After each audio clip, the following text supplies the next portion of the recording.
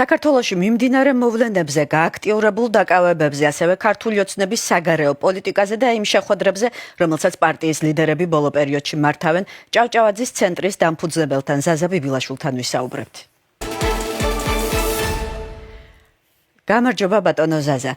განაჩენი 4 ოქტომბრის საქმეზე პარალელურად ყოფილი სპეცრაზმელების დაკავებები, შეხვედრა ზელენსკისთან, შეერთებული შტატების წარმომადგენელთან, პარალელურად ევროკავშირის მიმართ მკაცრი კრიტიკა, ქართული ოცნების როგორ პოლიტიკაზე მიგვითითებს აი ასეთი ნაბიჯები?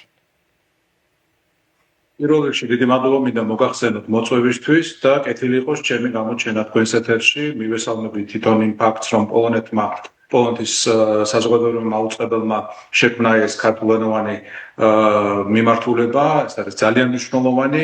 ძალიან ხშირად მოისმენთ ხოლმე კითხვებს ჩვენს ევროპელ მეგობრებს შორის, ასევე ქართველებში ძალიან ბევრი ქართველი დღემდე მიამიტურად კითხულობს, აი ეს რატომ გააკეთეს, ის რატომ გააკეთეს, ეს ხომ არ აწყობდათ, ამით ხომ დაზიანება მიიღეს პოლიტიკური თვალსაზრისით, ხო?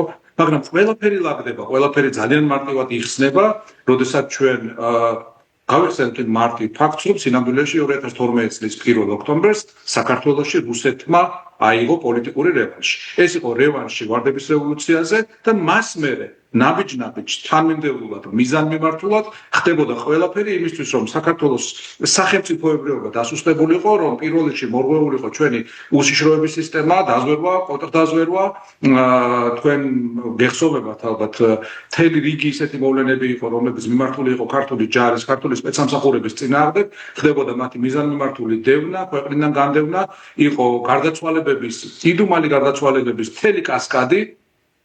უბრალოდ ეს ყველაფერი ჭყალებში აფეთქდა მხოლოდ 2022 წლის თებერვლის შემდეგ, როდესაც რუსეთმა როგორც თავად გახსნა კარტი, ასევე მისმა პოლიტიკურმა ძალამ, მისი ზურგით მოსულმა პოლიტიკურმა ძალამ ყოველგვარი საჭიროება ამოწურა ორმაგი თამაშისა. ბატონო ზაზა, სწორედ ამასთან დაკავშირებით მინდა ჩაგეკითხოთ, რამდენად ემთხვევა ქართული ოცნების რიტორიკა იმ ნარატივებს, რომლებსაც წლებია კრემლი დასავლეთის მიმართულებით მათ საწინააღმდეგოდ იყენებს?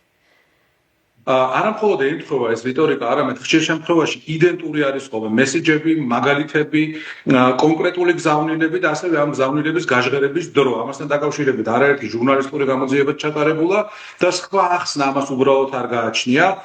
დღესაც, როდესაც ქართული ოცნების რიტორიკას შევხედავთ, მათ მოლაპარაკე თავებს მოусმენთ, ნახავთ, რომ მათ რიტორიკაში თავარი მტერი, თავარი მოწინააღმდეგე, ვისაც ეპაექრებიან, ვის მიმართ პოზიციონირებენ საკმაოდ მტრულად და ამბობენ, რომ ეს ძალა არის ჩვენი ქვეყნის მოწინააღმდეგე, არის დასავლეთი, არის ევროპა, გაერთიანებული სამეფო, ამერიკის რაღაც ძალები, deep state, რომელიც თურმე აკონტროლებს ამ სახელმწიფოს, მაგრამ პრაქტიკულად ვერ გაიხსენებთ შემთხვევას, როდესაც ისინი ადეკვატურები იქნებოდნენ რუსეთის მიმართ. მე შეგახსენებთ, რომ 2012 წელს ერთ-ერთი პირველი გზავნილი, რომელიც ქართულმა ოცნებამ მსოფლიოს გაუგზავნა, იყო რუსი ჯაშუშების გათავისუფლება ციხეებიდან. არა მხოლოდ გათავისუფლება, არამედ მათთვის პოლიტიკური პატიმრის დარქმევა. წარმოიდგინეთ, არ არსებობს სოფლიო პოლიტიკაში იმის მაგალითი, არ არსებობს სოფლიო იურისპრუდენციაში იმის მაგალითი, როდესაც ოკუპანტის სახელმწიფოს სპეცსამსახურის წარმომადგენელი ოკუპირებულ სახელმწიფოში, რომელიც დაიჭირეს, გაეთავისუფლებინათ როგორც პოლიტიკური პატიმარი.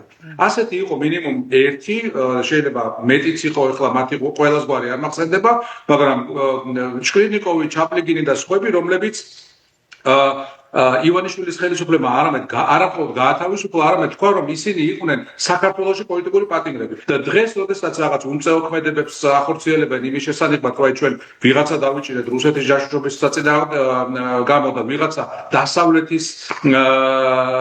დასავლეთის დავალების ჯაშუშობისთვის, ეს იმთავითვე აბსურდი არა. ბატონო ზაზა, სწორედ აი მეგობარ ქვეყნებთან დაკავშირებით მინდა გკითხოთ, რას ნიშნავს სონატა კოლტერის ვიზიტი თბილისში? ეს არის რეალური პოლიტიკური სიგნალი ვაშინგტონიდან თუ როგორ ფიქრობთ, მხოლოდ სამუშაო დონის კონტაქტების აღდგენაზე არის საუბარი? ძნელია ახლა ამაზე სპეკულირება, თუმცა იქიდან გამომდინარე თუ როგორი ვითარებაც არის რეგიონში, აბსოლუტურად გასაგებია, რომ მათ ჭირდებათ კონტაქტები იმ ძალასთან, რომელიც ფაქტობრივად აკონტროლებს ამ ტერიტორიას. მე სხვანაირად ამას ვერ დავარქმევდი.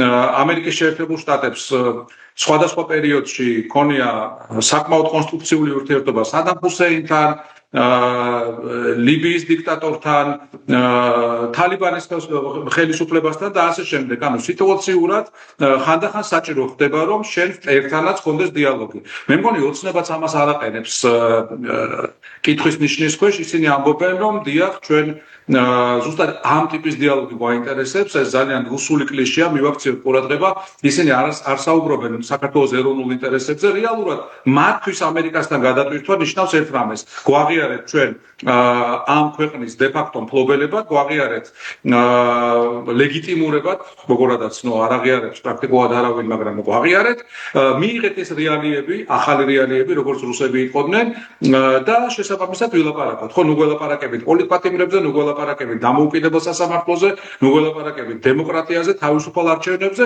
მიიღეთ ის რაც არის, აი როგორიც არის რუსეთი დღეს, ის გავსი იყოს საქართველო, მიიღეთ ეს რიტორიკა, მტრული რიტორიკა, რომელიც მოდის საქართველოდან და გადავითვირთოთ. ანუ ეს არ არის გადატვირთვა, ეს არის სამკვრივი კაპიტულაცია და ამერიკის ინტერესების დათმობა.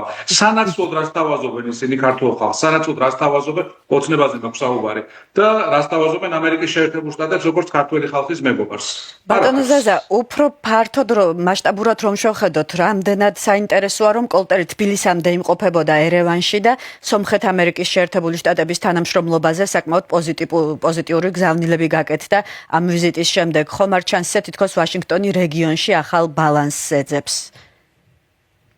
რა თქმა უნდა, ის რაც მოხდა სომხეთში რამდენიმე დღის წინ, არის ახალი გეოპოლიტიკური რეალობის მკაფიო კონტური, ის სიმძიმის ცენტრი, რომელიც 2012 წლამდე იყო საქართველოში, ბოლო წლებში და განსაკუთრებით ბოლო 2 წელიწადში და განსაკუთრებით აი ამ სამიტის შემდეგ უკვე ცალსახად არის გადასული სომხეთში. ჩვენთვის, ქართველებისთვის ეს ერთი მხრივ მტკივნეულია, ვინაიდან ჩვენივე პასტებით თქვით ამაზე უარი 2012 წელს, მაგრამ მეორე მხრივ იმედის მომცემია, ვინაიდან ეს ნიშნავს, რომ მიუხედავად რუსეთის განუხრელი და შეუჩერებელი მცდელობისა, მიუხედავად ივანიშვილის ხელისუფლების დაუღალავი მცდელობისა, დასავლეთი კავკასიას ხელს არ დიდი მადლობა ბატონო ზაზა პასუხებისთვის. შეგახსენებთ ჩვენს ეთერში ზაზა ბიბილაშვილი იყო.